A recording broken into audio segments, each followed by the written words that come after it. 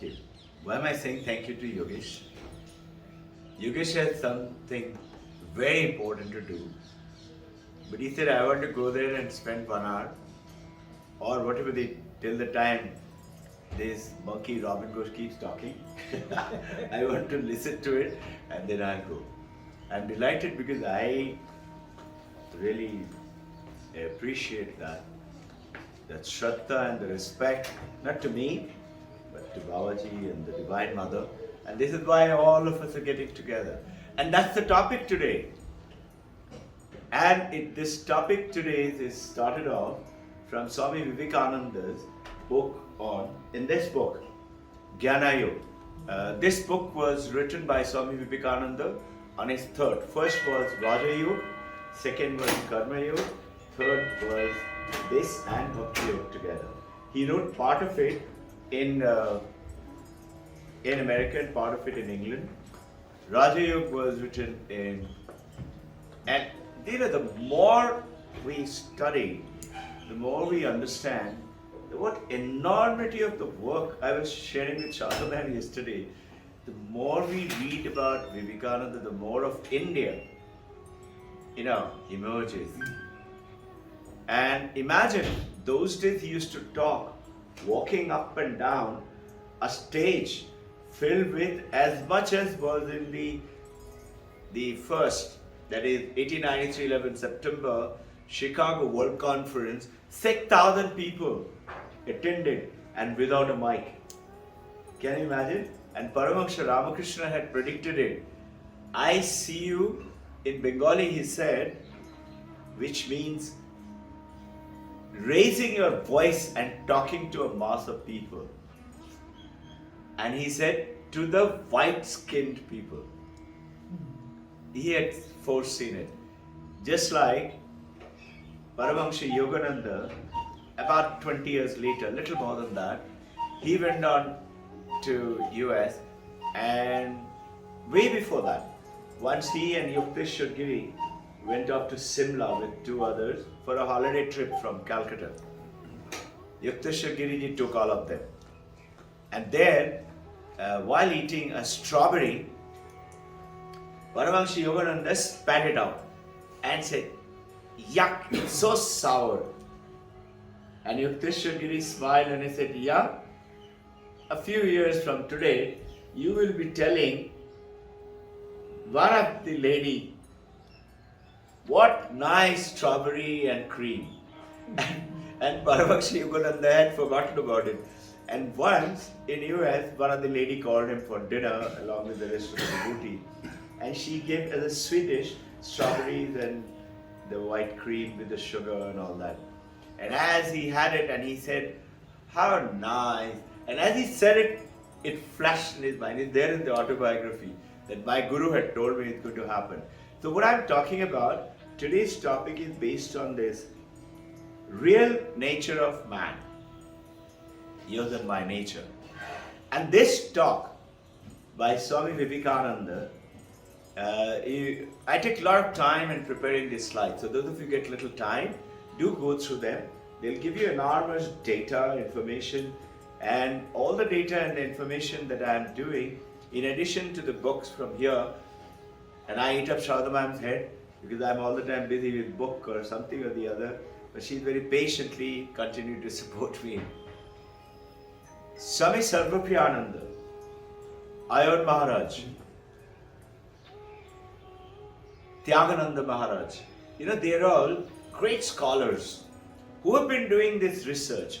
And I keep listening to them and I keep reading these books and see what a great wealth of information is for you and I. It's just waiting. And this is what I was talking on my Thursday talk, that we are dying out of thirst. What is that thirst? Thirst is for, we don't want suffering, we don't want money problem, we don't want sickness, we don't want relationship problem, we don't want, and we have a lots of we don't want list. That's the thirst. We want answer to them. And we are facing that way. Let's say I'm sitting on the bank and I'm digging in the sand for a little water to drink. the answer to her. And right behind me is the ocean of the nectar is flowing by of our Indian ancient Vedanta Upanishad, and I'm searching for it in the dry little sand in front, which is, the more I see, the more I'm discovering with other people as they're talking about it, I get really amazed. I'll share with you some of these books as I get along, as I get the message. There is another book, Philip Goldberg has written American Veda. And this is also Philip Goldberg on Paramahansa Yogananda. In American Veda, he is talking about how Philip Goldberg found out that it is Swami Vivekananda who went and changed the entire mindset of America. And Emerson is called the Minds of America.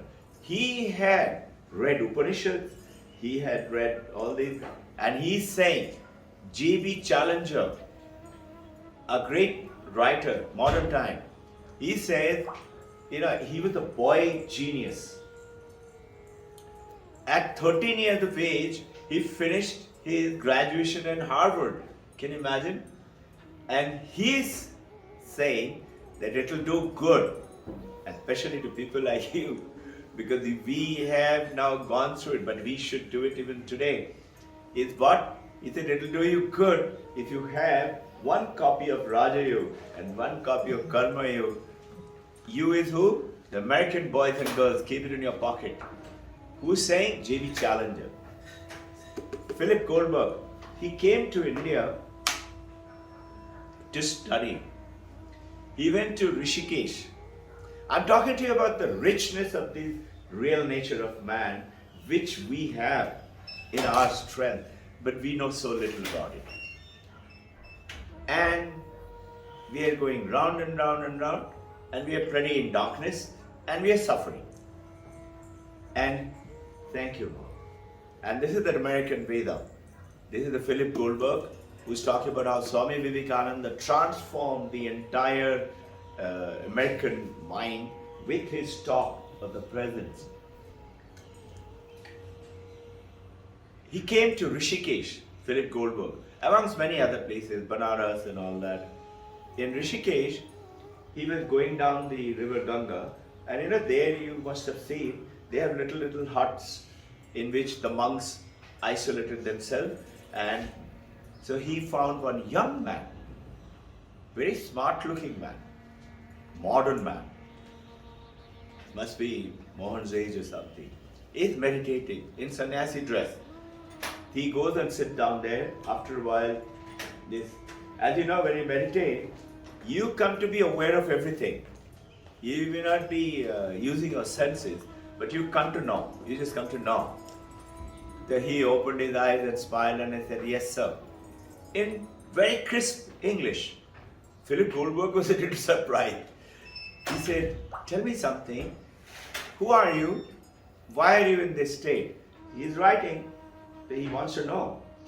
This boy says, "Sir," imagine a monk is telling him, "Sir, I'm actually an Indian, went to United States to do my studies in Harvard. He was a very scholastic guy. And he said, I didn't believe in God. I was an atheist. And there, in US, while studying in philosophy, he happened to find Emerson. And he read Emerson, American. And in Emerson, he read about India and Upanishads and Vedanta. Can you imagine? It transformed him. He left everything, much to the sorrow of his family and parent and all. Must have spent a lot of money to send him there. And he became a monk and came down.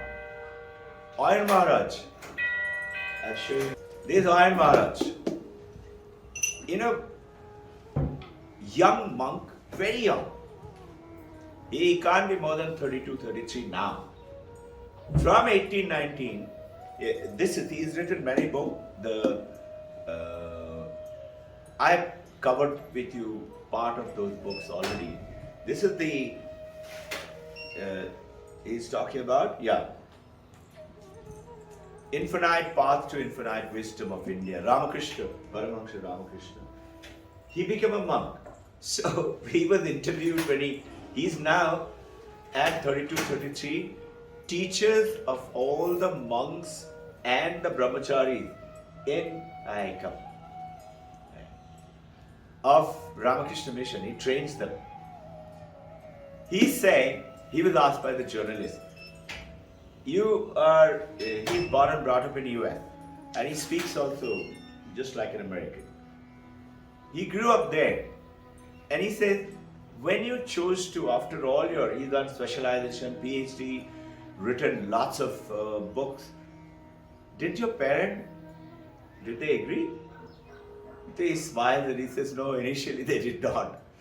And then later on they realized that the true path is this. So what you and I are in and understanding that part of it today is we need to take on the real nature of man.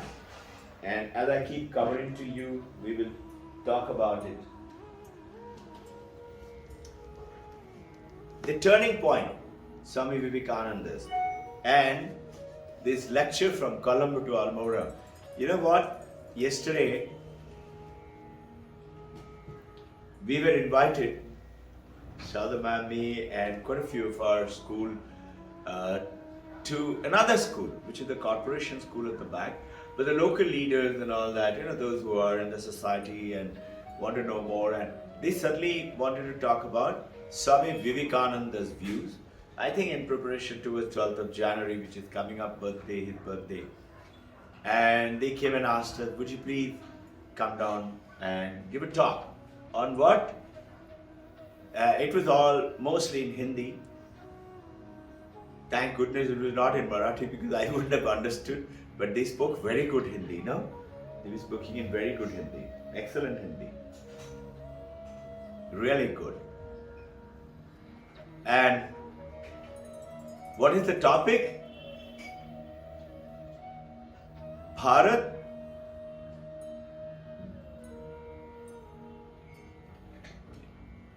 विश्व का गुरु थे, भारत विश्व का गुरु बनेंगे.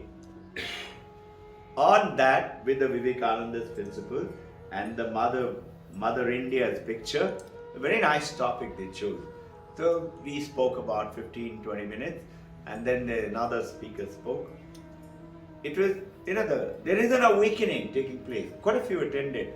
There must be, I don't know, between 60 to 100, 150 people were there. So today, let's take on straight. Swami Vivekananda restated to us, to all of us, to the modern context for people like you and me, making us understand the ancient teachings of Vedanta, which got lost.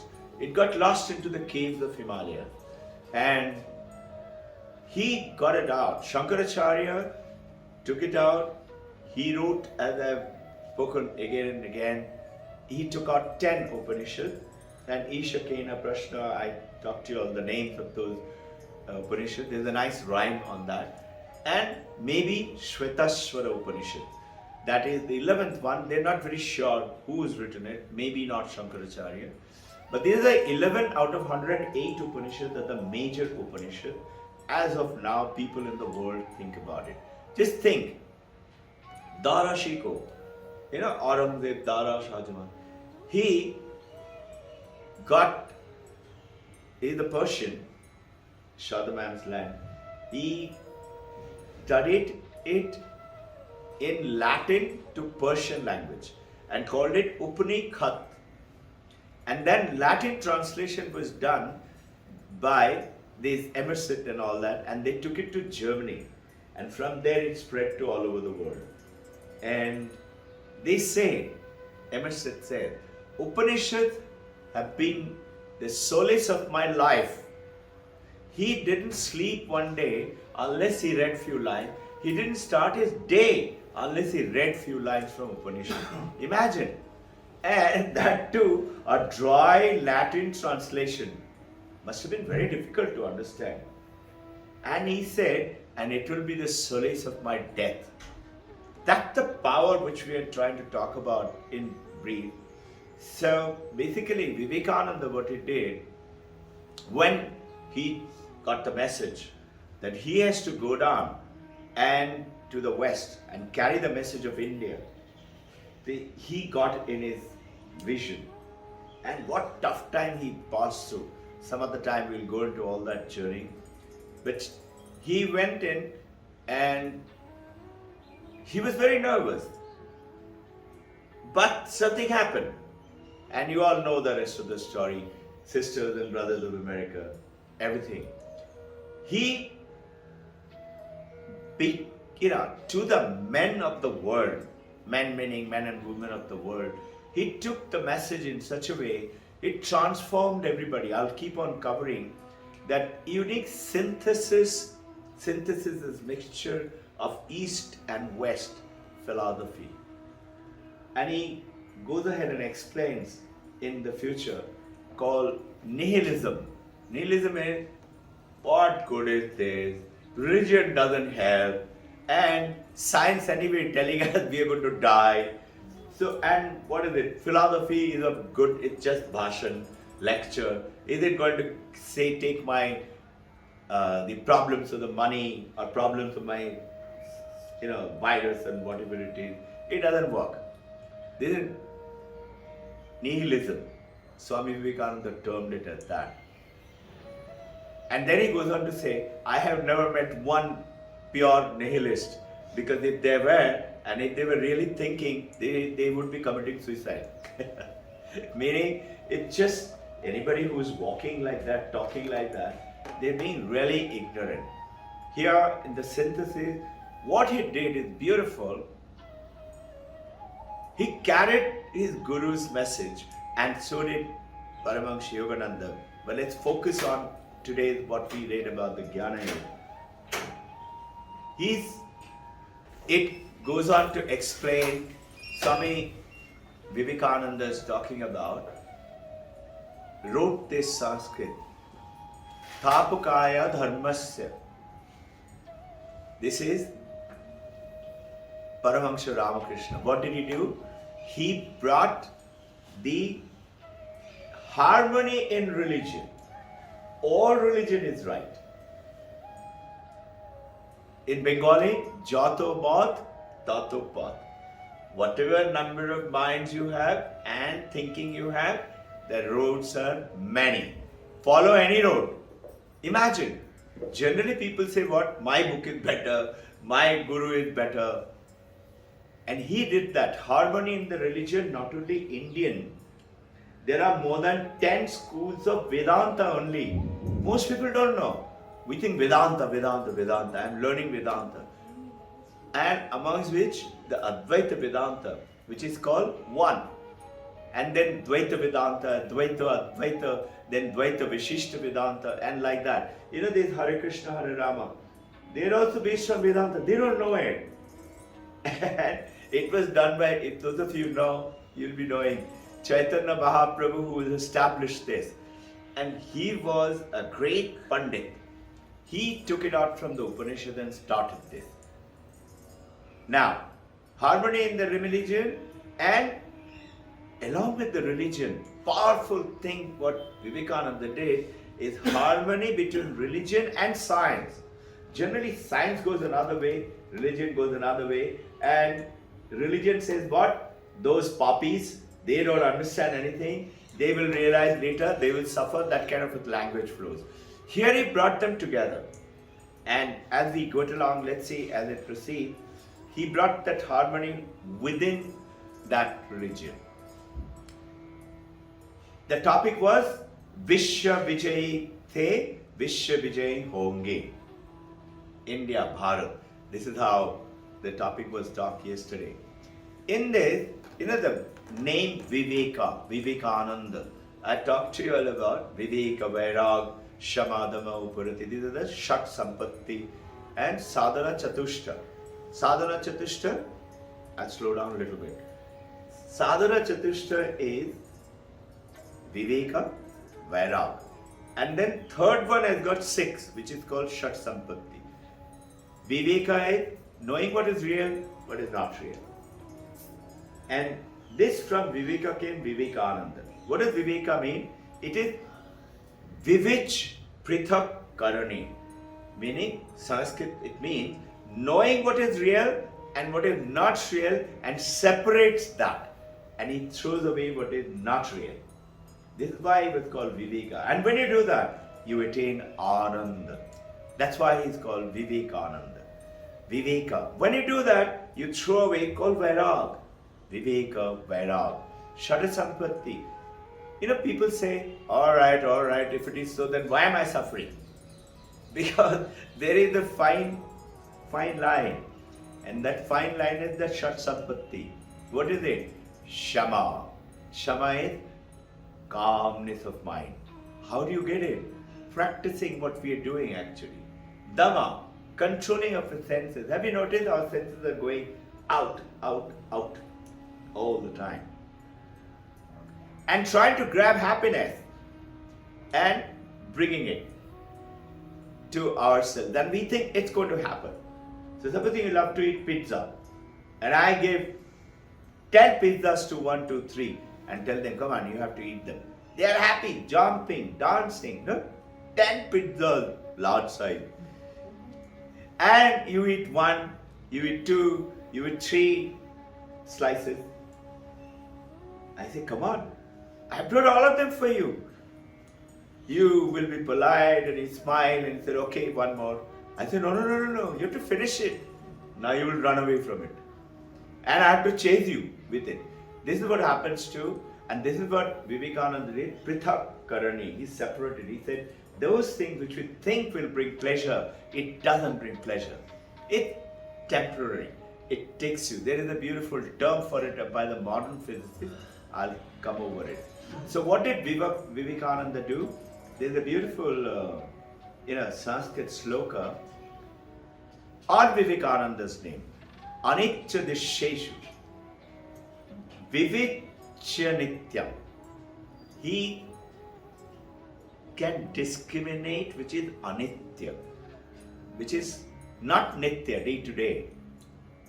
And he could perceive it. And with that, tasmin samadhitya, like a child, he would go into samadhi. While giving the lectures, he would, let's say, get onto a tram in England or America, and Sister Nivedita is writing about it. He would not just sit and watch like you and me, like a monkey, we keep watching around. No? He would close his eyes and sit down to go to samadhi. And he became very ashamed of it later on. He will go on to samadhi, the tram will finish the complete round, come back there, not 1, 2, 3 times. He will go beyond his time of the talk also. After doing little bit of talk, he said, let's do some meditation. He will go on to meditation, he'll go into samadhi.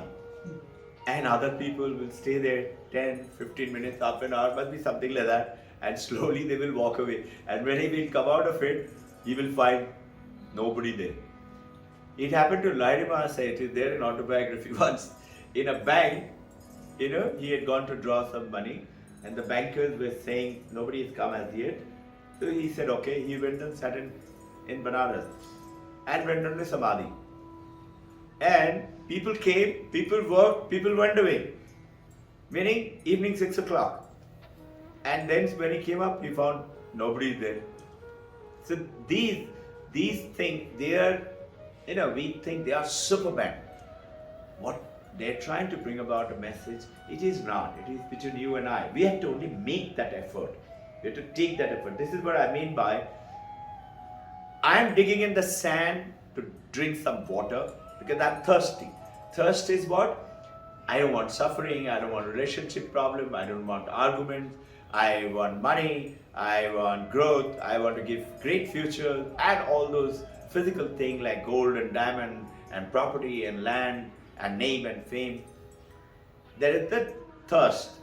And right behind me is eternal, infinite, that river with powerful quenching thirst material is flowing by. But I do not know, I'm ignorant about it, and I'm digging in front of me and searching incorrectly.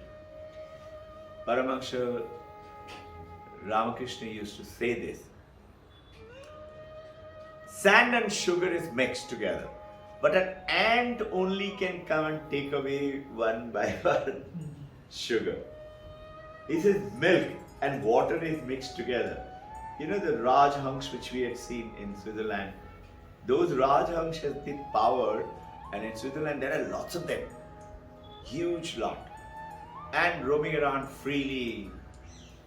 They can take away the milk out of the water and leave the water behind.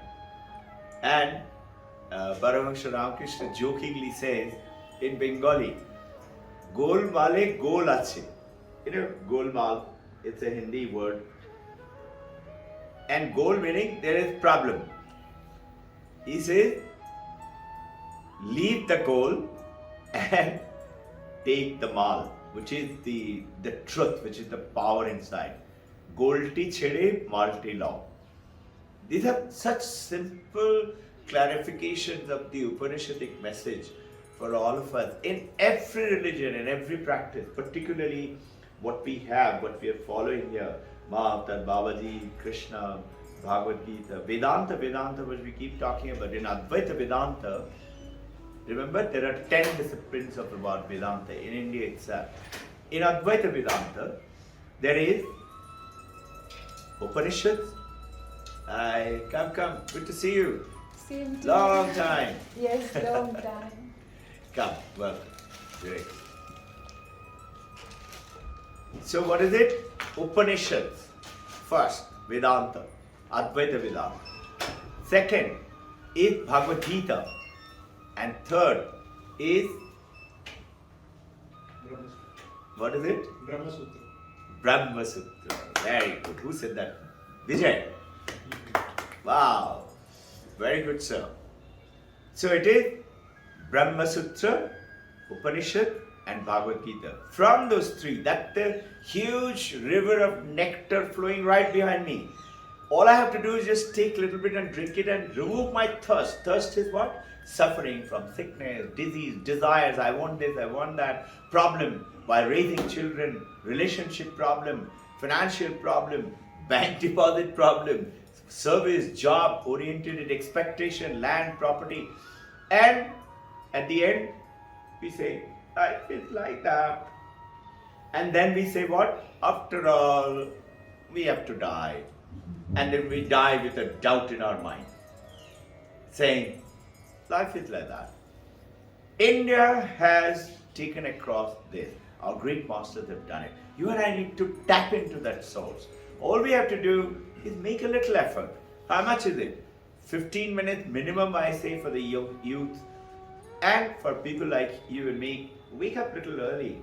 There's a great, bhakta is asking master, sir, I like to get up, but I wish there was more than 24 hours. He said, why? He said, sir, I don't get time. You tell me who gets time? Everybody's got this problem, no? I don't have time. Young mother, baby, and says, I get no time. I'm attached to my baby all the time, thinking of the baby, all the time carrying the baby. Upanishad is saying not true. He said, what do you mean not true? He says, see that mother who's so attached to the baby, but when she's exhausted, she's patting the baby right next to her and got up to sleep. When she goes off to sleep, her hand falls away happily from the baby. She's not even bothered about her own body, her own name, her form, deep sleep. The Upanishad says, see, even that one which you think you're most attached to falls away from you. So it's not true. And nothing could be dearer than a young mother with a young baby. Now, so sand and sugar mixed together, ant can separate. Milk and water mixed together, a Rajhams can separate them together and take out the milk, throw away the water. Gol bale gol. You know, Sister Nivedita, and there is one Sharat Chandra. He writes this article. Once happened in Lake Michigan, Swami Vivekananda shared with Sharat Chandra. Sharat Chandra written about it. But he never published it. But he is writing to another monk. And Sharat Chandra says, you know, Swami Vivekananda told me, shared with me, in Lake Michigan, he went into Samadhi and he desired, now I have done my enough, now I'm going to leave my body. That was way before. He left his body at 39. 38 years of life, and then 39 he left his body. 12th of January, his birthday is coming up. And he got a message. Paramahamsa Ramakrishna came to him. He said, your work is still not finished. You still got work to do. And that's how he once again came back. The work continued. And this most important thing when you when you study more and more, I was just sharing with everybody, you all came just now. You know, when you read about our rich heritage of great masters, of all masters, and we are dealing with Mahavtar Babaji, Paramahamsa Yogananda, autobiography, Vivekananda, Paramahamsa Ramakrishna, Ramana Maharshi. They're all very easily accessible, wonderful material is available. The more you study Vivekananda, let's say, you get one message. And you know what is that message? Strength, power. You read 2 lines from there. What's he saying? Arise, awake. Uttishtata, jagrata. That means what? We are sleeping. He said, come on, wake up. What we are doing is chasing for money and body and health and very special diet. Okay, go ahead and do that. But don't forget that there is something else within you. That's what you and I need to. And slowly awaken it in the children. Not by talking to them, but by being an example to them. Automatically.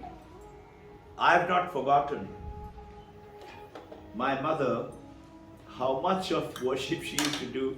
We used to sit down with her in that puja room. I have not forgotten that. We didn't know anything about puja. We should just sit down there and listen to and watch her doing.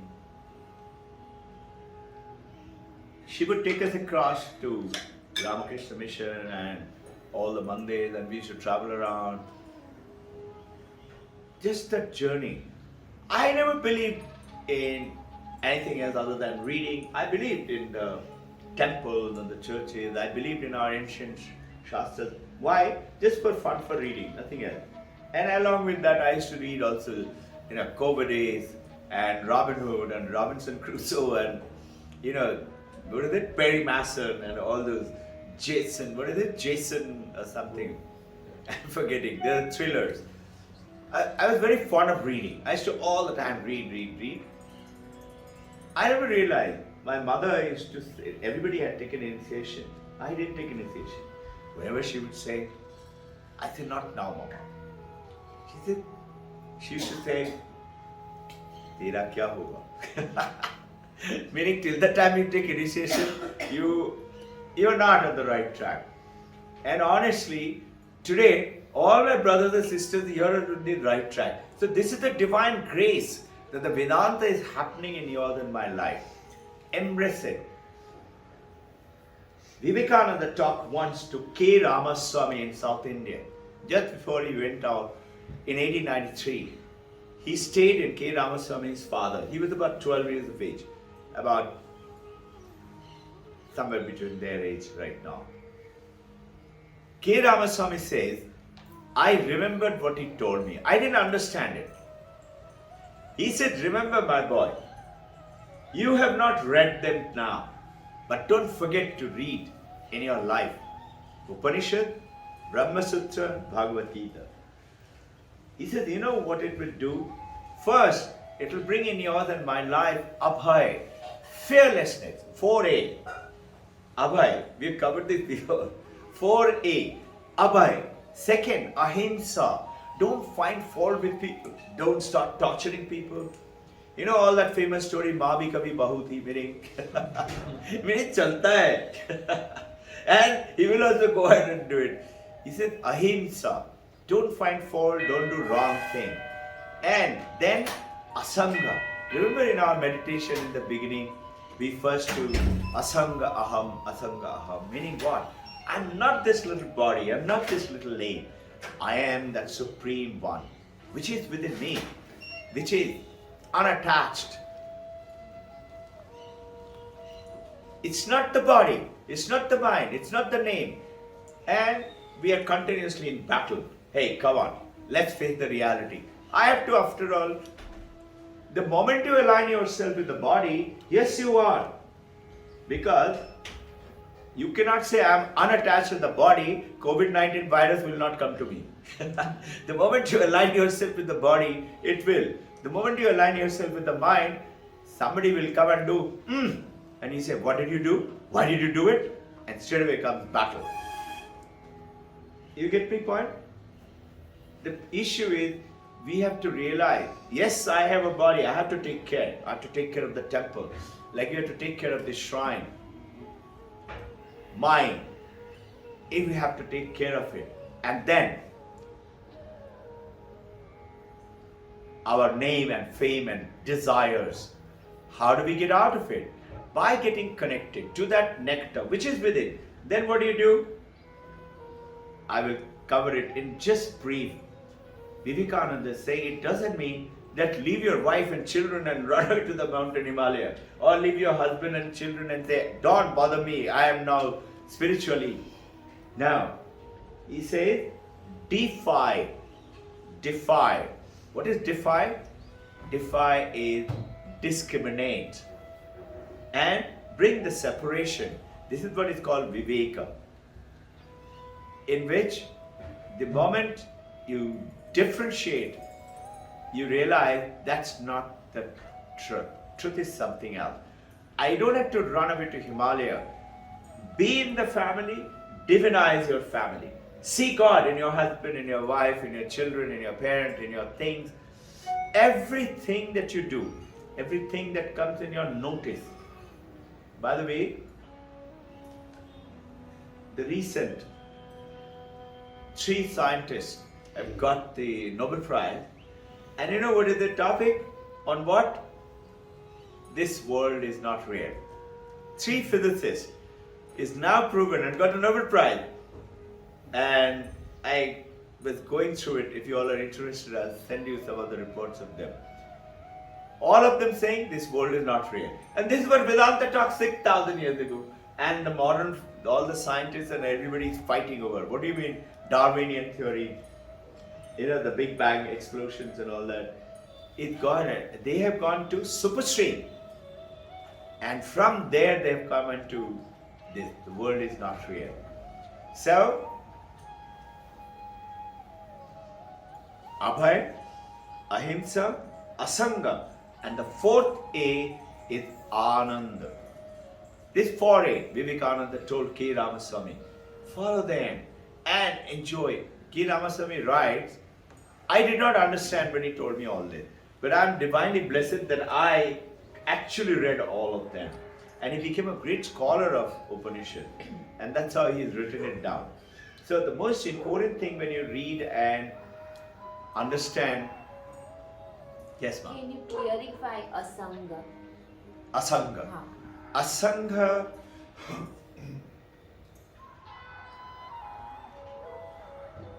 I'm not this. I'm detached. I'm not attached to this body. I'm not attached to my wife, my husband, my children, my parent. But it doesn't mean they are none other than God. But I, who is that I? I is not that I which was a baby, and then it became a teenager, and then it became what changed? The body changed. Mind, it keeps on changing. Let's say today morning, you must have got up feeling very happy, and then something came up and you got troubled, and you got angry, and then you felt, I'm sorry. All that happened to the mind. Mind is changing. Body is changing. So what is it? Anitya and Nitya cannot be one. I has remained. Today, just now, that I, or that I when you are 100 years old, will be same one I. So what he is talking about, you get tremendous strength by being that Asanga. We'll give a special talk on Asanga. Yeah. Give me any story about that. Yeah. You want a story? For the Asanga. Okay. Let's see how it comes. Alright? Now, let me give you a story of Sangha. The opposite of that would be Asanga. Sangha Okay? means company, right? You know, Kate Spade, she committed suicide in 5th June 2018, an American, a great fashion designer, very rich lady, wonderful family, 2 daughters. Kate Spade, you can Google her. And Anthony Bourdain, great chef. He was born in Manhattan, New York and grew up there. And he slowly went in one of the places in a holiday and he happened to taste a special seafood, oyster. And he liked it so much, he said, let me start trying to make it. And he went ahead, he committed suicide on 8th June 2018, within 3 days. 2 very successful materially. Why? They're attached to their mind. What makes you commit suicide? This world is not good. This is what I was covering with them just before you came. Nihilism. After all this is religious, it's bunk up. It doesn't solve my bank problem. It doesn't give me to see God. And God should come around and say, Tatastu, and everything is over. Jesus Christ should come and say, my child, don't worry, I will take care of you. It doesn't happen. Philosophy, it's all big talk. It is only word. Science, after all, what is it saying? Body will keep changing and eventually you will die. I don't know how to make you live eternally. So, why bother? This is what nihilism, Vivekananda talked about it. In other words, sadistic in our term. Both of them committed suicide. Why? You will say they have everything, apparently so-called material. Why? This is because they're not asanga. They are detached. Why I hesitated to tell you, and I sent a message. What should I talk about? Just now when you asked me to the headquarters there. Divine Mother and Babaji just now given a message. Simple. Beautiful example. Thank you, Divine Mother. Babaji. You see this sunlight? You see this light? Think. This sunlight is falling, 2 examples. On that dirty something lying on the road, dirty puddle or dirty anything. Lying on the graveyard or lying on the burning heart, stinking flesh. But notice the sunlight doesn't get dirty. Sunlight is falling on a pitcher of wine. It doesn't get drunk. Sunlight in the Vedanta talks about a dirty vessel not washed, and a clean vessel. Sunlight neither gets dirty nor gets clean. Sunlight falls in holy river Ganga. Sunlight doesn't become holy either. Because our asanga means we are divine. That is Ananda. Abhay, Ahimsa, Asanga, Ananda. The moment you get that asanga, you are. Another example. Take a torchlight. Do I have to take a torchlight and show the sun? No. What is it? We try to understand the sun which is within us. By what? Our body and the mind. So we are going round and round and round. The torchlight does not require to show to the sun. And mind you, in our meditations, what are we doing in the recent time? That when you go into the Mandakya Upanishad, Om, A, U, A is what? Waking state, Jagrat. U is Sapna, that dream sleep state. And is the deep sleep state. All these three states are becoming to experience for you and me how we live. This is our life. Anybody, just look at it. We have a waking state in which we do all these eating, sleeping, having fun, enjoying, pleasure. Then dream sleep state. We dream, we sleep, and during the dream, your body and the mind is there, but you have another body and the mind. Maybe dancing in Florida, or maybe being chased by Jurassic Park dinosaurs. And you wake up and say, thank God it was a dream. That is another state of experience. And the third, Mandakya Upanishad is talking about deep sleep, Shushupti, in which when you wake up, as per the Western, they say, what do you think is about the consciousness state in deep sleep? And the Western scientists say, there is no consciousness in deep sleep. And this J.D. Challenger I was talking about, he smiles, he was present there. This conversation took place in India, by the way, in Calcutta, in one of the sessions where they had all congregated. And he smiled and he says, you know what? Vedanta says, in deep sleep state, only consciousness is present, nothing else is present. Explanation, how? When you wake up, you say, I had a wonderful sleep. This is how your mind wasn't there, your thoughts wasn't there, you don't have any thoughts recollection when you're in deep sleep, and if you do, that means you were not deep sleeping. So what is it? That consciousness tells you. But Mandakya goes ahead and says, hey, that's not you. Neither waking, not dreaming, not deep sleep is you. That's the state of the body and the mind. You are the silence. What is that silence? Turiya, fourth state. Turiya means fourth. We say Om, and then we stop. Take a deep breath. This deep breath state is the silence. That silence is Turiya, is actually who we are. That silence is the one which you have to go to and understand through the meditation, which is called, Himalayan yogis like Sir and all say, Man ke paar chale jao. Go beyond the mind. That is what is called beyond the mind. You've gone beyond the mind now, where you are in deep silence. That is called Buddha. What does Buddha mean? The one who knows. I know. What? Buddha was walking towards Sarnath first time, and one shepherd boy who saw Buddha was sitting down under a tree, and he came, he saw he must be glowing. He said, sir, who are you? And then Buddha just smiled. He changed his question from who are you to what are you? Are you God? Buddha just did this. Are you a saint? He did this. Are you a monk? He did this. Who are you? What are you? His question. What are you? Not who. Generally you and I say, no, who are you? What's your name? Sir, what is the difference between what are you and who are you? Who is a person? What is a thing? He's trying to say, what is it? What is a thing meaning? An object. Have you all ever realized, for you to experience an object, let's say this clock.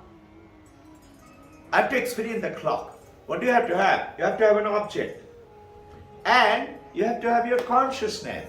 Unless you're conscious, you don't experience. So any experiences in this world is an object and your consciousness. This is the definition of experience in Vedanta. What does it mean? Your mind, your thoughts, your dreams. What are they? Western science says, that's my thought. He says, no, they are also your object. What is it then that asanga, that is subject as per the Western? You all have read grammar, subject and object. The thing being done, done to and doing. Subject is who? Drashta. It's the witnessing. You are witnessing your mind. You are witnessing the things around. You're hearing, listening, watching. These are called witnessing. No? That's the difference here. Does it answer your question? Yeah. So, what happened to Kate Spade and Anthony Bourdain? More, and more. We'll not get into intricacies. You can read in the website. It's very sad. They were very talented. Lots of people missed them. They were very good people. But they didn't know how to handle what? Their mind. And it's very saddening. You should read it a little bit if you wish to. Don't read it if you don't want to feel down. Because it makes you feel down. You know? So, what is it? Vivekananda went ahead and told one more thing. Very important. Asanga also means one alone is real. One alone is real. That one is mixed up with the many and is present in many. Example, wave in the ocean. Thousands of waves. And I ask you, is there water in the wave? You say yes. This is what normal people, everybody will say. Vijay sir is smiling. Vedanta says, what water in the wave? It is not even there in the ocean, it's not there in the river, it's not there in the pond. He said, what do you mean? What junk are you talking about? He said, think, if there is water in the wave, there is water in this glass. I can take away the water, I can take away the glass. Glass filled with water is one object, but I can make it into two. One water, one glass. Can I take away the water from the wave? Can I take away the water from the ocean? Will they remain? No. Asanga means that. It is inseparable. It cannot be talked about. But you give a very good point. An example can be given for us to understand it. Why it cannot be talked about? Some other time will take you, because Brahman is Asanga, which is within you and me. You will say that light, sunlight, and my light within is, that sunlight is taking the light from me. The moment you say my body and my mind, you cannot understand it. But the moment you get aligned, that power of the sun, which is making this whole universe, the galaxies, the stars, the planet, the earth, the whole life on earth, is actually from the same source. Remember the last Sunday I talked about that powerful Ganga Pani, but you put it into a little homeopathy bottle. What is that? That powerful Asanga is there in you and me. Turiya, fourth state. But it is encased in that homeopathy bottle, meaning our body, mind, name and form. Now you put it into a 20-liter jerry can with the cork tight. Nothing happens to the jerry can. But all you have to do, get connected to that by removing the cork and put it into that 20-liter jerry can, become straight away Ganga Pani. I hope you all know that. We have lots of these collections of river Ganga Pani. Shadha ma'am keeps collecting from various places. You'll be surprised, from Kedarnath we were coming back. Sharada picked up lots of stones. You all must be seeing what are those stones lying there. They're all from different Tirthasthan. And they're very powerful. They carry their energy. Can't imagine. So, Vivekananda brought this, that one alone is real. So where is the many? Many comes with the name and the form. Many comes from your samsara. What is samsara? Mind, body, name and form. The moment you say, this is Robbin Ghosh. Who is Robbin Ghosh? Here. Can't you see me? Problem. I am separate from everybody. The moment you get connected to that light, that one light is everywhere. Think another example. You walk away from here. Little later, 2, 3, 4 hours from now. That light is lighting you up now. All of us. That light is lighting all of us. When you go, will the light go with you? No. Just like that. When we die, our body goes burnt, buried. Our mind, called Sukshma Sharira. Sthula Sharira, Sukshma Sharira. Gross body, fine body, astral body. That also makes a bubble and goes, which is influenced with your karma, which is ego, memory, intellect and manas. Mano, buddhi, chitta, ahankar. Four things. It makes the bubble like a balloon and goes, rests for a while as per the books and the Upanishad. And then it searches for the right. Mommy may not be even married or may be married to that right mommy. And mommy and daddy then create this baby into the world and they choose the right person. And they know that this is the one which will help me to fulfill my missions of my life or becoming one. Now, this is how the journey is taking place. Here, Vivekananda is saying, those who think that I shall cut myself off from the samsara and leave my wife and children or husband and don't disturb me, don't touch me, I'm going away. He said they have missed the boat. He said, and those who plunge in headlong in the samsara for enjoyment and fun and pleasure and work and forget about who they really are, they too have missed the boat.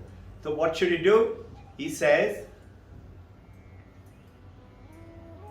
defy yourself, to defy the world.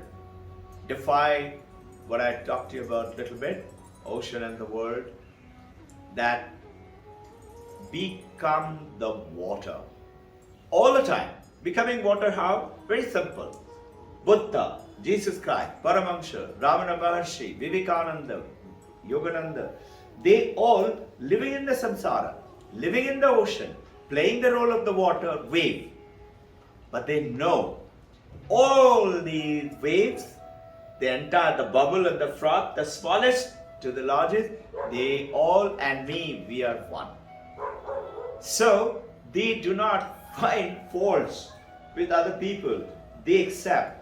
You'll be surprised, Ananda Sangha, that Donald Walter, Sir Donald Walter, he was the one who started it, Kriyananda Swami. He asked Paramahamsa Yogananda. Who told me that? He only told me. He had come to our school 7-8 times. And he even asked me, I would like to join you in the school on one condition. I'll be the boss. I said, sir, did you know that? Kriyananda Swami, he told me, would you like to join me? We will both run the school. School was doing very well. He came 7-8 times. He said, one condition. I'll give you finance and all that, but I'll be the boss. I just kept quiet. I didn't say anything. He started off, that time Ananda Sangha had not started. Then he took the land and the plot and started building over there. So I, like a stupid guy, I always ask funny question. I asked him one day, sir, have you experienced Samadhi? Very honest of it. Real hats up to him. He is no more. He smiled. He said, no, Robbin. My Guru told me you will never experience Samadhi.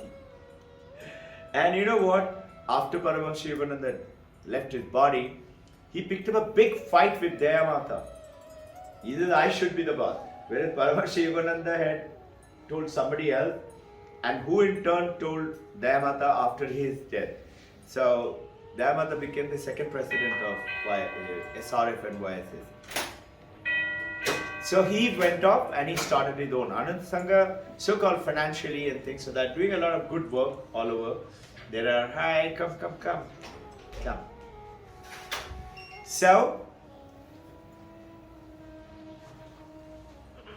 he goes on to say, husband can remain, wife can remain, children can remain, but see divinity in them.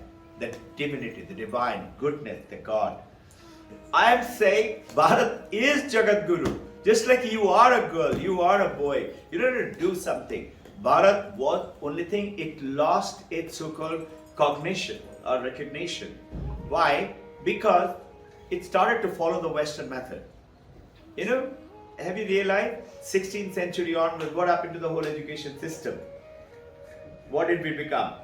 Senior Cambridge, Junior Cambridge. We forgot entire Upanishadic turning. And I remember, I used to love those stories from Upanishad. One day, I talked about it. I used to love reading Ramayana, Mahabharata.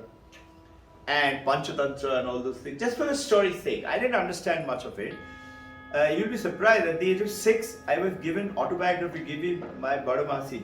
She presented to me. I said, what is this? He said, you read it. I said, what is it about? He said, you are ready for it. I didn't understand anything. I read little, heard, if you learn Kriya Yoga, you'll become very powerful. So I wanted power, no? So I started reading. I didn't understand. But it traveled with me. I'll show you that book with me. It is still there. 1917, that book, actually 1937 or something like that. That book was first published.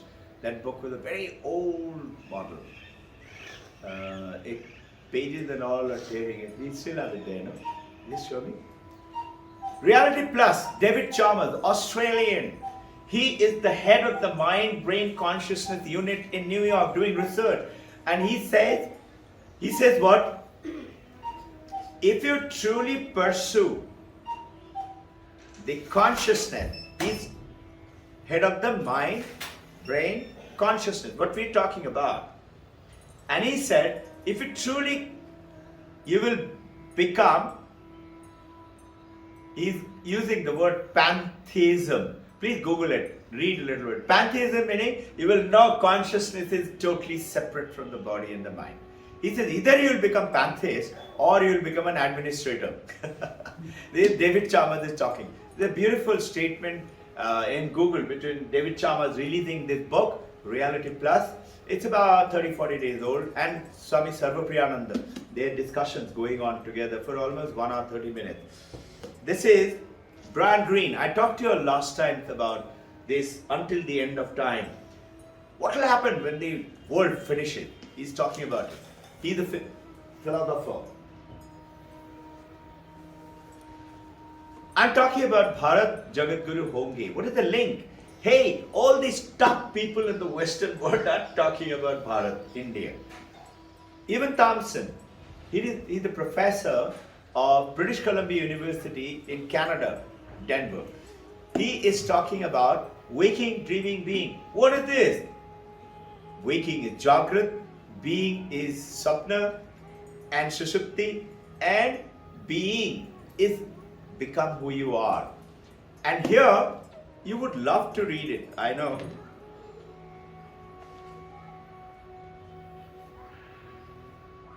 You read? Vijay sir? Or, okay, I'll ask you to read, come. Just read 2 lines from there. I'll just open one page. Just read 2 lines from here, loudly please.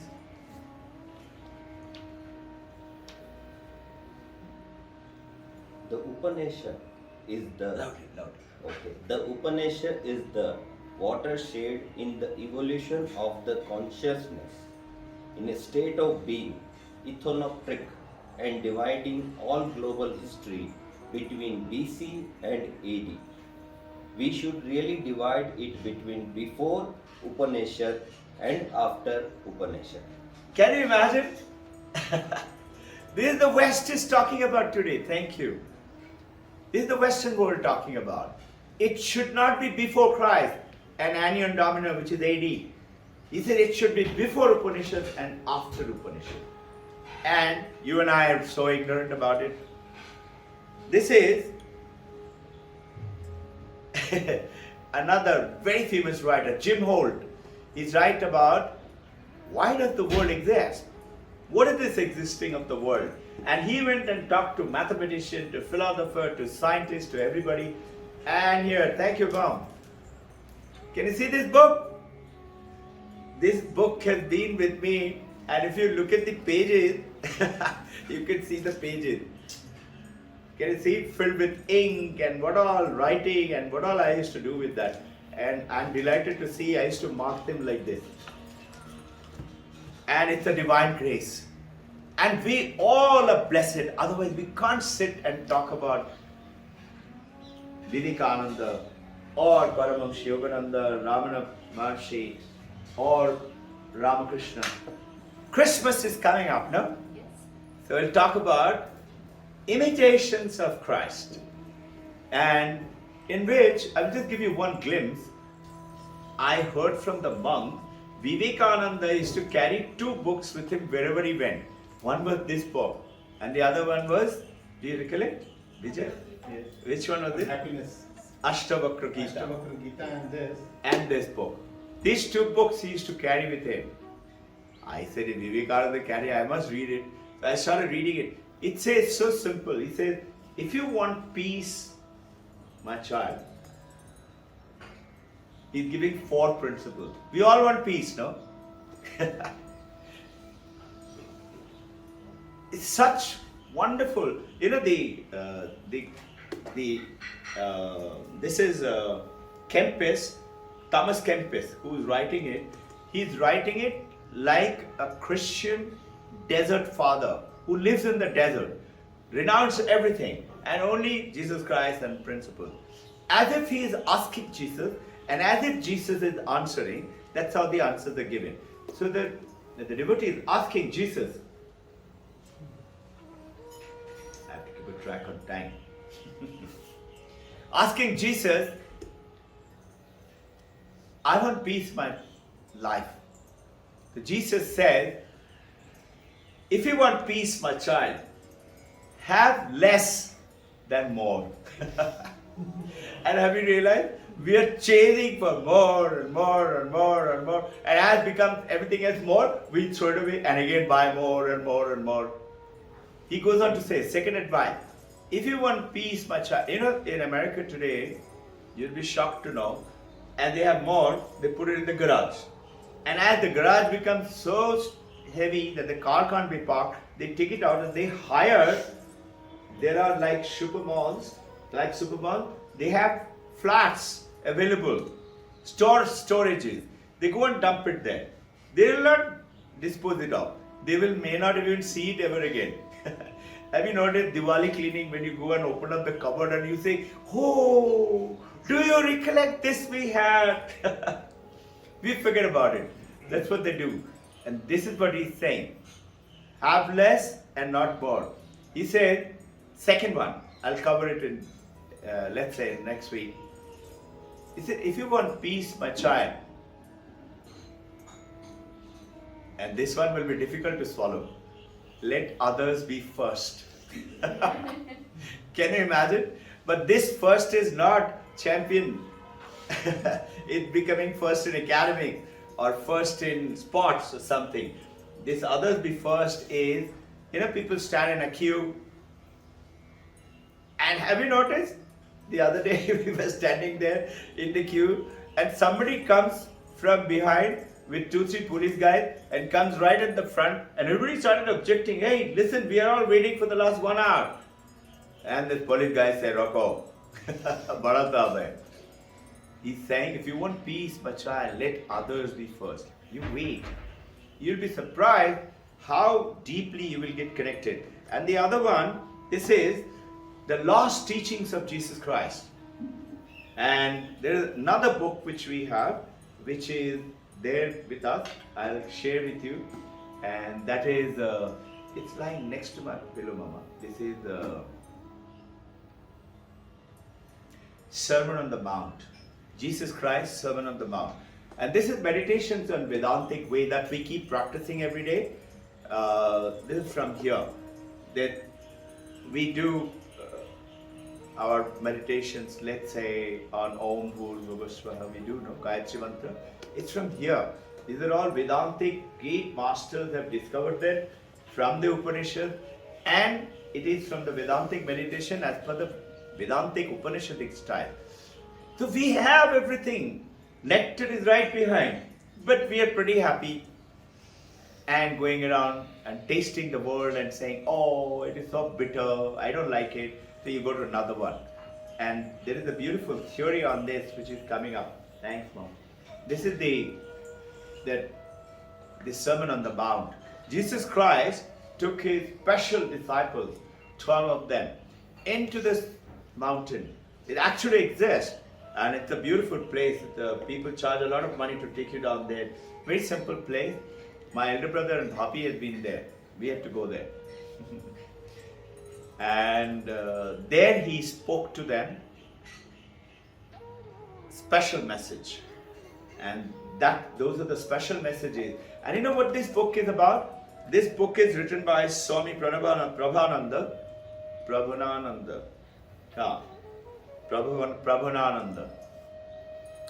who is given the special teachings of Jesus Christ is nothing else but 1,000 years old Vedanta. I think what he's talking about, the Sermon on the Mount as it is by the Vedantic style. So see the connection, and we going on to it.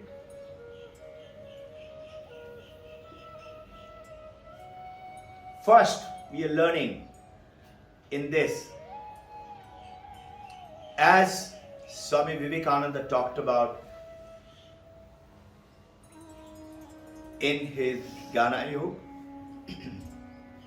which is the real nature of man, was the talk given, an article written. Swami Sarvapriyananda, he went ahead and has explained more on this, and he calls it real nature. The real nature of, just the real nature, or no, our real nature. That's his talk.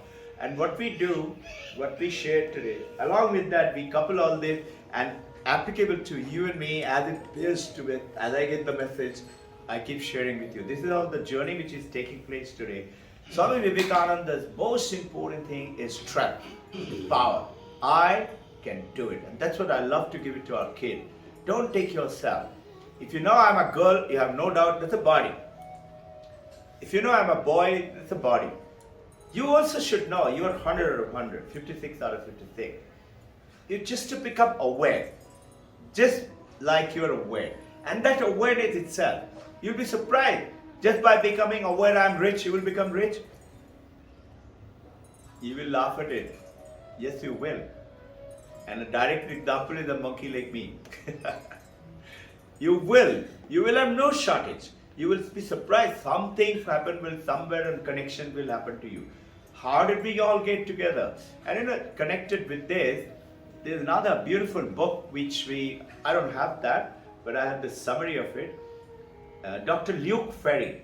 Luc Ferry is a French, and he went on to become an education minister. And he's written on the book Thoughts of the Western Philosophy. Thoughts of the Western Philosophy. You and I, we say philosophy. But philosophy means critical thinking and values. Discover them is what is Western philosophy, as we were told by our philosophy teacher. But philosophy in India is darshan. Darshan is to what? To see. Darshana, no? हमें darshan हो गया. Darshan is to see. Philosophy means to think. It's opposite. Thinking and seeing is different. But then Dr. Luc Ferry, he brought it for the first time through his book. He said, philosophy does not represent the Western thoughts of philosophy. He said what it does, its actual name is theoria. Theory, what we keep talking about, it comes from theos and orion. Theos meaning the reality of the world. It's a Greek word. Reality of the world. And all this there in our presentation. So that it will become very nice if you ever wish to refer to it. And orao means what? To see. So actually the Western so-called the philosophical thoughts, without looking at the word philosophy and the darshan of the India, they're not separate, they're one. So in total put together, see the ultimate reality is theoria. It's the same as the darshan. So it all put together, I see the ultimate truth.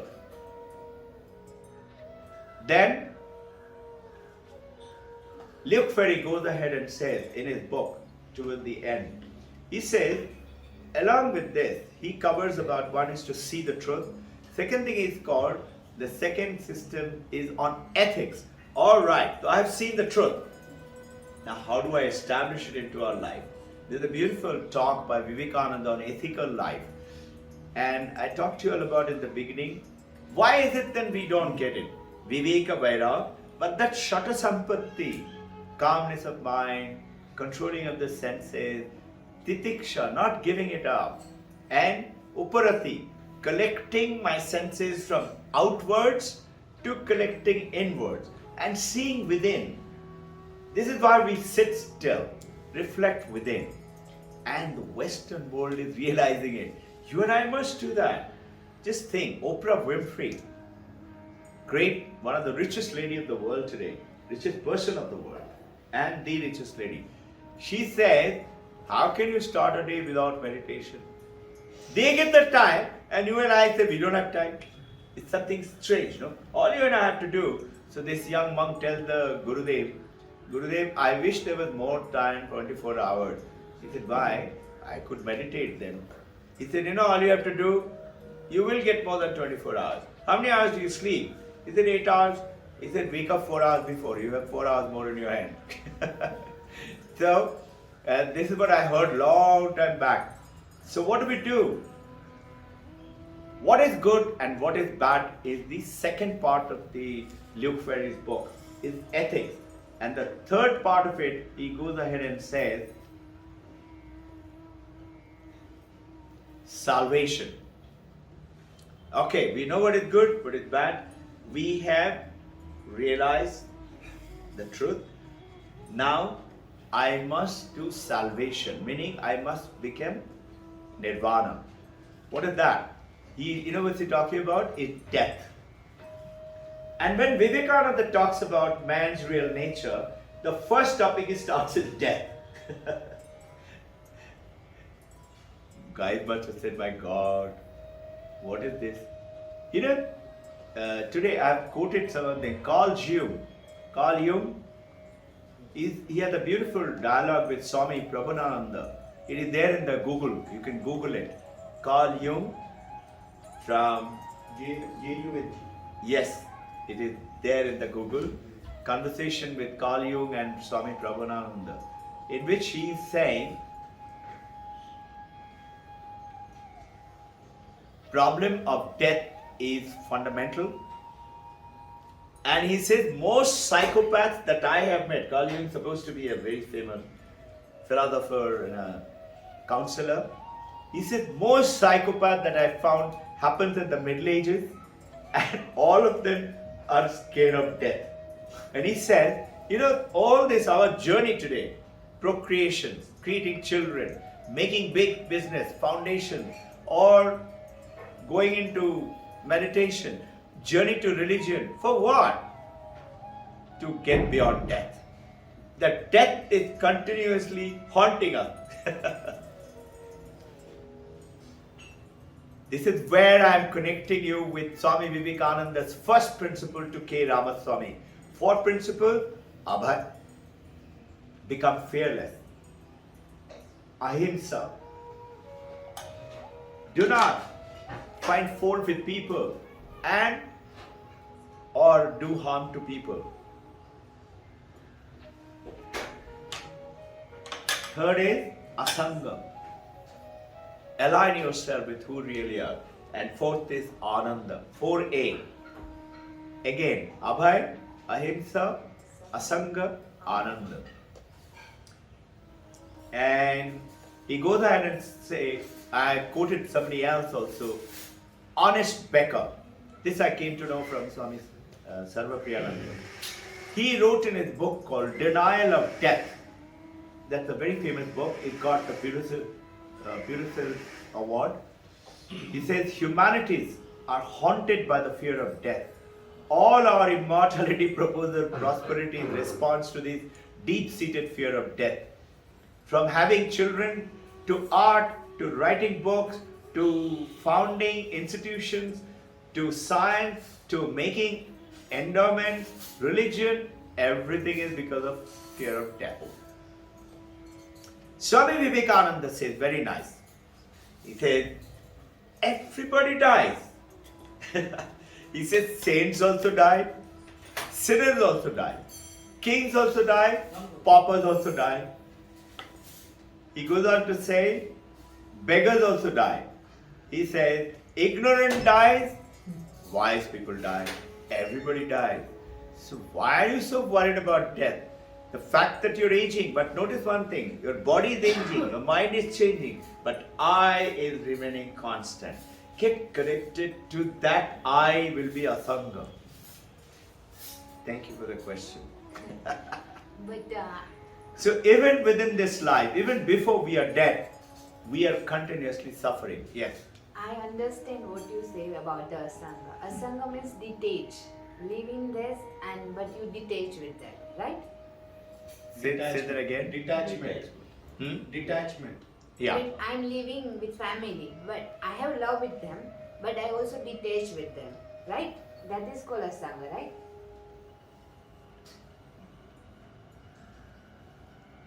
In paradigm shift, it is. In ethical manifestation, it is not. What does that mean? Think. Just when you get married, you are a woman? Yeah. No. You've been a woman all along. You may have changed the name called a girl or old-aged woman or a young woman. From girl to I become woman. Meaning, you are a Sangha. You have to become aware. I am. Okay. Which is Asanga Aham, Asanga Aham, Asanga Aham. Punah, punah, punah. Asanga Aham, Asanga Aham, Asanga Aham. Chidananda Rupoham, Shivoham, Shivoham. This is the Upanishadic called Brahmaranda Valli. It's the second sutra. It talks about this. Not bad, Robbin Ghosh remembered it. Okay, so Somerset Maugham says in his book Razor's Edge, he's talking about single-mindedly we are chasing pleasures. Very soon you will find none of those pleasures satisfy you. Remember the pizza? iPhone 14. You bought it. They did a study on that and they've given it a name. This modern psychologist, psychoanalyst, they call it hedonist trap. Hedonist trap. What is it? They did a study. You bought iPhone 14. At that time, that day, how happy did you feel? Say out of 10, give yourself mark. And they go back to those people after 7 days, 10 days. And they say, how happy are you feeling? iPhone 14. He said, everybody's number goes down. That means that one thing that gives you pleasure, anything that you can think about, golgappa, pizza, eating, biryani, whatever, the moment you had just a little bit, physical pleasures will always bring not just detachment, hatred. If supposing you and I love chocolate, no? But supposing I keep feeding you chocolate and chocolate and chocolate. You don't want to eat it. I open your mouth and feed chocolate. You will not touch chocolate for a long time. No? And this is what happens actually. So nature, what is happening is, in which nature never gives us absolute happiness. But nature is the one which is guiding you and I to procreate, let's say, children. And you know what nature does? The beautiful Upanishadic message. Nature gives you only that much of the happiness. If it gives you complete happiness, you will be detached. I don't need it anymore. But nature doesn't give you. Nature gives you little bit. So the moment you have little bit, you got that taste. We used to do this. I used to be a very big hunter. I used to go for hunting. And what we used to do, chicken's intestine, very long intestine, and shooting down the wild fowls, the jungle, jungly murki, in the jungle, they're beautifully colored, wonderful, very tough bird. To hunt them is very difficult. I have spent days and days and days, meaning 3 continuous days for almost 8 to 10 hours walking to find one white fowl. We couldn't. Then what we did, we found a place where it is. Then I found a trick. We put the chicken's inert and we just laid it off on the ground. And the one end of it is near me so that it comes somewhere there. And it is going ahead. It's long, no? It's about 30 odd feet. They see it like a worm, so they take it. Now they can't cut it, so they swallow it and keep walking front and swallow it and swallow it and swallow it and keep coming front, and slowly the chicken, that jungle fowl is sitting in front of me. So I can catch it. If I hold the string and pull it, it can't take it out. I can just pull the jungle fowl. This is a funny trick which we learned. We used to do this for wild boars. Porcupines. You know the porcupine, they run around with the things. We used to sit on top of a tree with a banana trunk. You know banana trunk? We used to take off the upper skin, which is a little tough, and the soft trunk, which you hold it. And as the porcupine will come, we used to put some little feeding thing, will come under the tree, and we used to leave it. And as it falls, it is to get pierced. Now porcupine can't run. Poor guys. We used to try all the dirty trick. Today I feel bad. But that time we used to be, I have done it, and everybody used to go and so-called pleasure. Realize later I did a bad mistake. However, some of you will say, let me make the mistakes first, let me enjoy, then I'll make it. You might like to do that. It better is to understand, and instead of, let me smoke one packet of cigarette, then I will think about giving up. No? So what does nature do? Nature gives us absolute happiness and says better luck next time. Robert Wright writes in his book, Why Buddhism is True.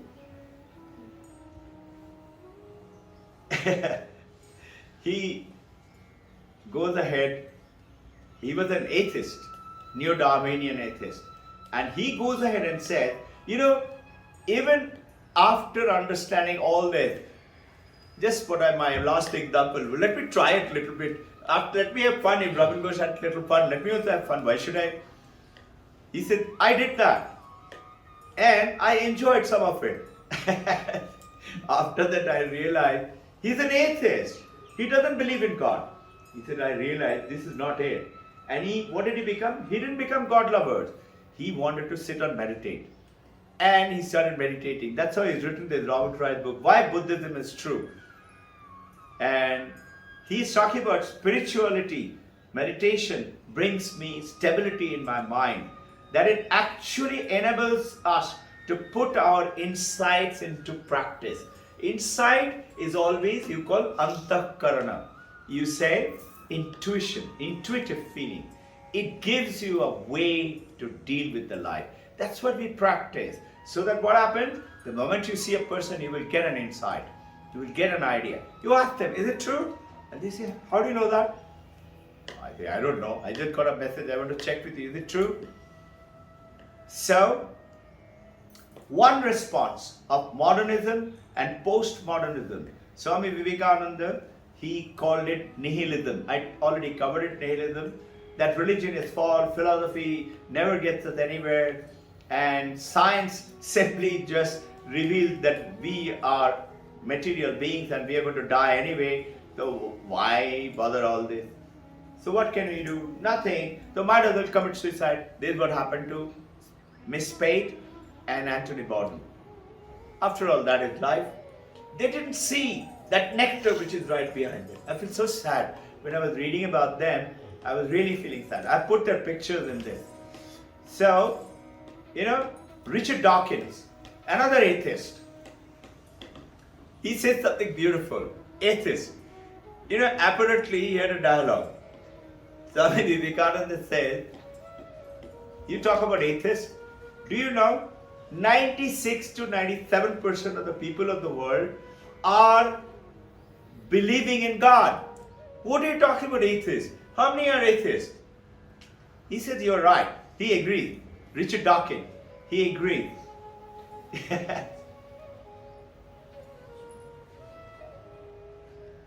He said, religion seems to point at a promise. Theistic religion, if you're a good girl, good boy, you will go to heaven and you'll meet God, Shanti, ho jayega. He said it points. But he said, he did a wonderful answer. Richard Dawkins gave a very good answer. He said, do you know, we did a study, all the Nobel laureates, and we asked them, do you believe in God? He said, do you know, 99% of the Nobel laureates don't believe in God. So what's the meaning with it? He said, what is the meaning? You decide. What's the conclusion? He says it very simple. He said, the smarter you are, the less you're likely to believe in religion and God. Dumber you are, the more you will go in for God. So this what happens in the Western philosophy. You'll be surprised. Great minds, 1893, 11 September, Nikola Tesla, everyone given his photograph. Nikola Tesla had opened up in 1893, 11 September his own. He's one of the greatest. He created that. Edison made his gramophone. He presented it to Vivekananda. Not Vivekananda, he presented it to his number 2, Abhedananda. And that gramophone is still there in Belur Mott in Calcutta. But Edison had made it. Thomas Edison, you must have heard about his name. Greatest inventor till today. Nikola Tesla, great, he created many things. And he would leave his stall and come down and listen to Vivekananda. He had a lot of talks with Vivekananda. Apparently Vivekananda went and met him also. But what was the conversation? He has not recorded it. That is not there. So,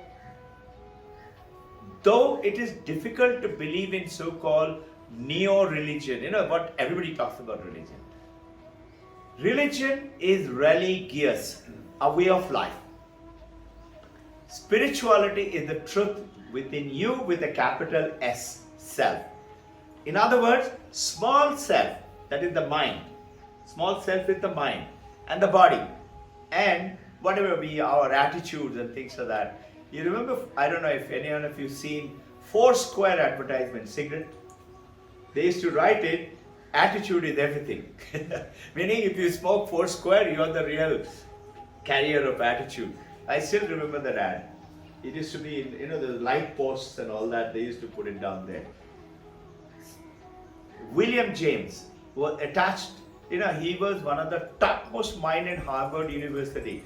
William James used to come down and meet Swami Vivekananda. Meaning, even though religious, they didn't believe in religion, but they still came to find answer, and they found the answer in Advaita Vedanta. And which is what it's talking about. This is also true. That is Babaji, Krishna, Brahma, Vishnu, Maheshwara, Divine Mother, Mother Saraswati, Mother Lakshmi, Hanumanji. Also true. Also true without any. That is one alone. Dvaitavad is two. Advaita is one alone. Is also true. And what we are practicing is all four of them. Raja Yoga, meditation, samadhi, karma yoga, do selfless work for the people and help them, for your own family, selfless. Not when you do that to me, then I will do it to you.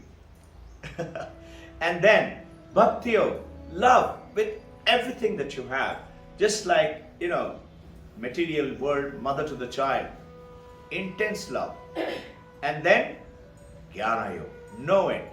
What is the difference between the truth and the impurity? This is what we are doing now. And here,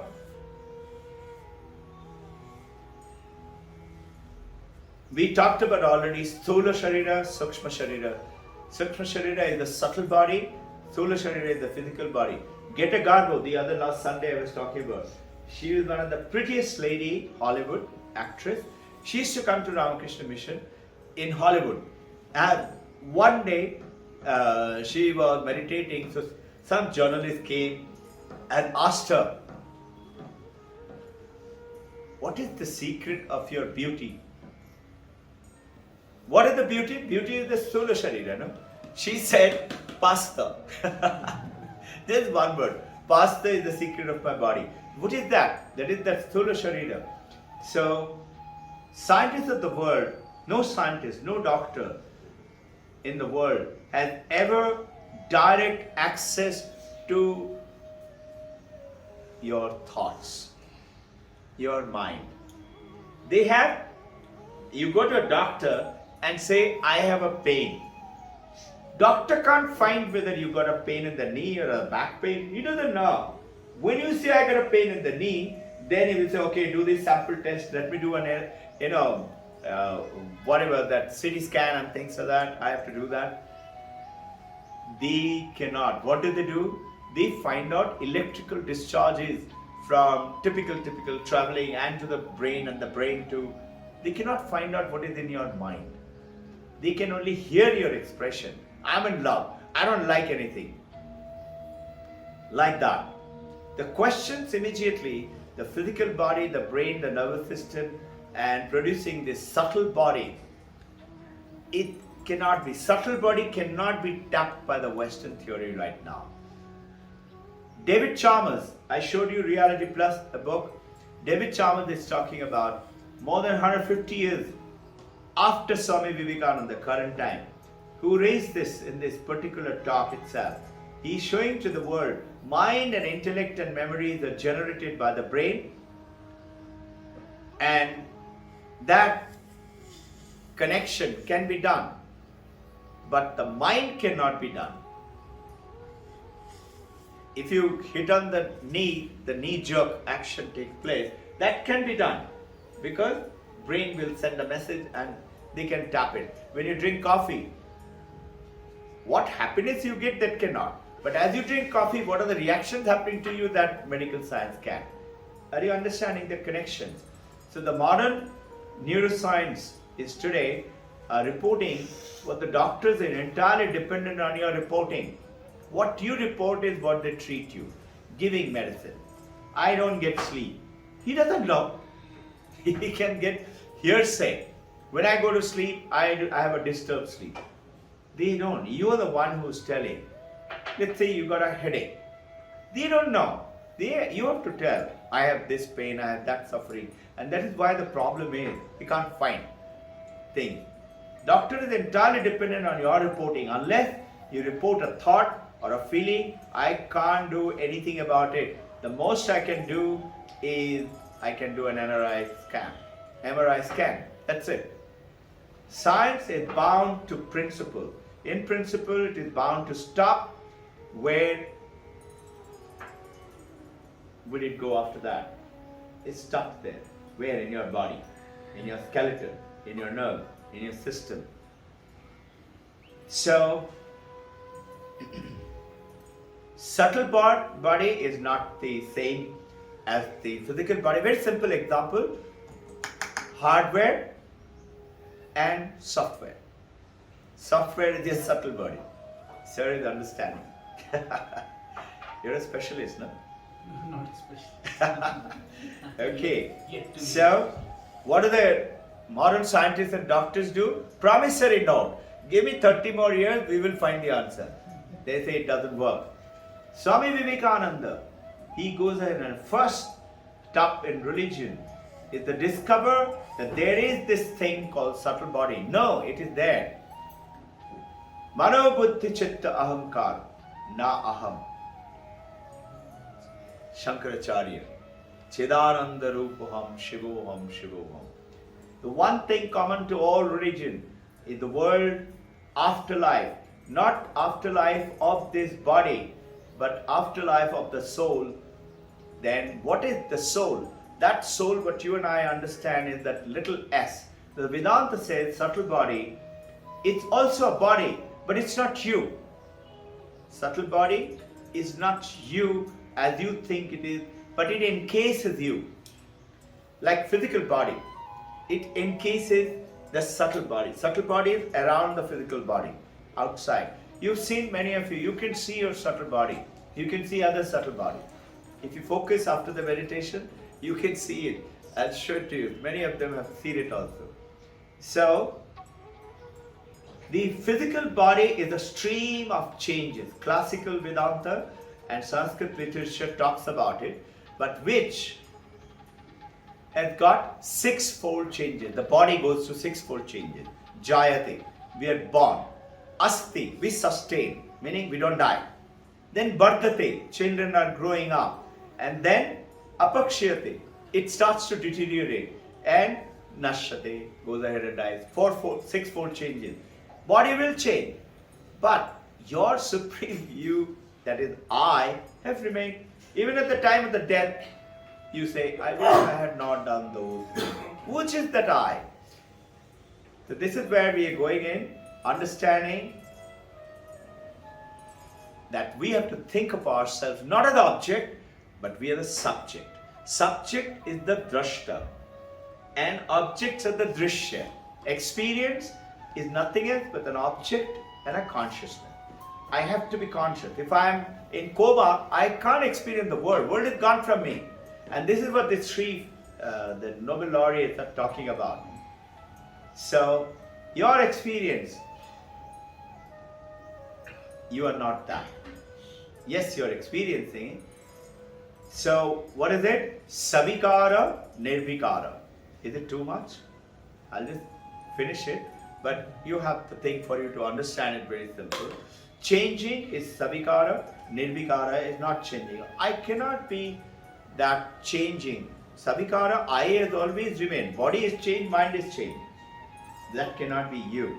Understanding, changing and unchanging cannot be the same. I am the experiencer of my feelings, anger, jealousy, greed, pain, COVID-19, whatever. Happiness, joy, I'm the experiencer. I am the subject and all those are objects, including your thoughts and mind. Western mind can't understand. And drashta and the drishya. I'm aware of my hand. Does the hand say, hi Robbin Ghosh, how are you? Example for you to understand. Consciousness is always on your side, not on the side of the object. And that your side is I, and the consciousness is not separate, they're one.